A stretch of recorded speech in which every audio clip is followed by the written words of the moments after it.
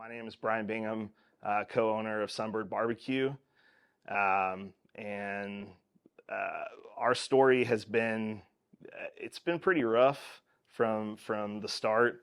But one thing that we've always told ourselves is just that no matter what, we were always going to persevere and push through because this is more than just a job to us; it's our life. So I think the biggest thing for us has just been, we've been through more stuff in the 2 years or so that we've been open than I think most people go through in their entire careers or their lives. From, popping up multiple times in between location switches. And the first story that I'll tell you is about when we were in the middle of a transition. We were working on buying our former partners out. The relationship was not working. And we just knew we had to walk away from that and be on our own. So in the middle of all of that, we come to find out that they had taken our trailer that we operate out of, the Big Red trailer, and our smoker, and basically in the middle of the night. We had no idea where it was. It was just gone.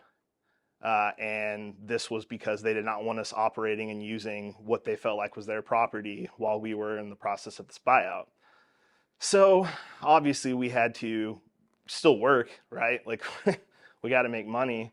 So we decided, hey, we're going to take our old pits that we started the business with, which was just a couple backyard pits. One my dad built me, maybe like a 250-gallon propane tank, and then one that my father-in-law had built. And we took those to Shreveport. We used a different name because we couldn't operate a Sunbird until the buyout was completed, because every day that we operated, they would take more money from us. So we used a name I had originally thought of starting a business at with my grandparents' name, Fulbright, and we decided to operate under that name. We went out to Shreveport for like a week straight. We popped up at Great Raft, got a hotel, even though we could barely afford that. Just so that we could work still. My kids came out with us and they helped us work. We popped up over at the Seventh Tap as well, all operating under this name because, again, it was like, couldn't use a Sunbird name, but we were fighting like hell to keep that name because, that was our baby, that was our creation. And so, yeah, we did that until it was done. Then we finally went back to get our pit. And the thing that was the funniest about that is we had no idea where it was. But like we passed where it ended up being was just right down the road.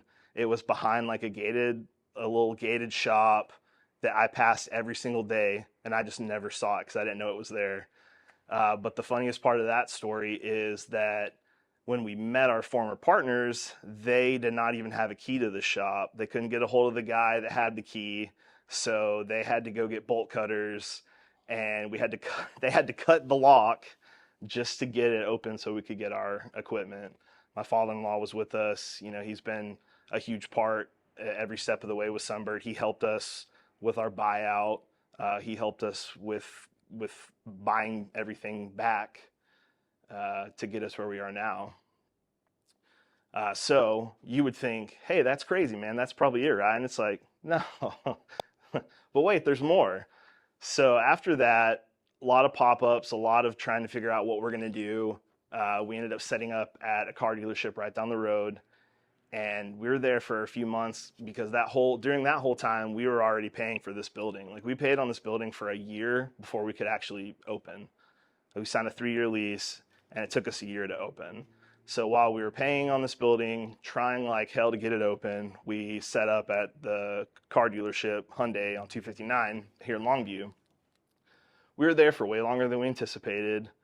They went through the dealership a GM change, and the GM that told us it was cool for us to set up there was no longer a part of the company. New guy comes in. Hey, when you guys leaving? We're trying our hardest to get out of here. I promise you that we want to go. We want to get into our building. We want to grow. So, okay, cool. No big deal. We're fine. So we're cooking for a catering gig that we had. I don't even remember what day it was. It was maybe it was on a Wednesday because we had just got done running service. We're cooking for, I think it was like 150 people for the next day at another business in Longview. They had already paid for this catering order. We were cooking the meat. They come down. the GM of the dealership comes down and says, "Hey, the owner is here right now. He wants y'all gone.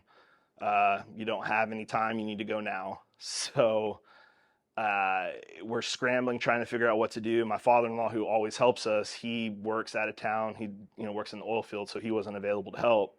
Luckily, my wife's cousin came and helped us.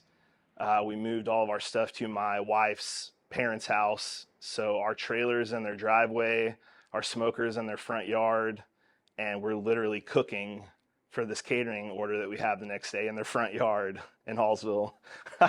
So then the day of, we're literally, like I said, we're on their front yard cooking, set up like folding tables, and just cut the catering order, and boxed it up and drove it to the location. Yeah, and everyone was happy. Everything turned out great. Nobody knew. We didn't tell anyone that happened.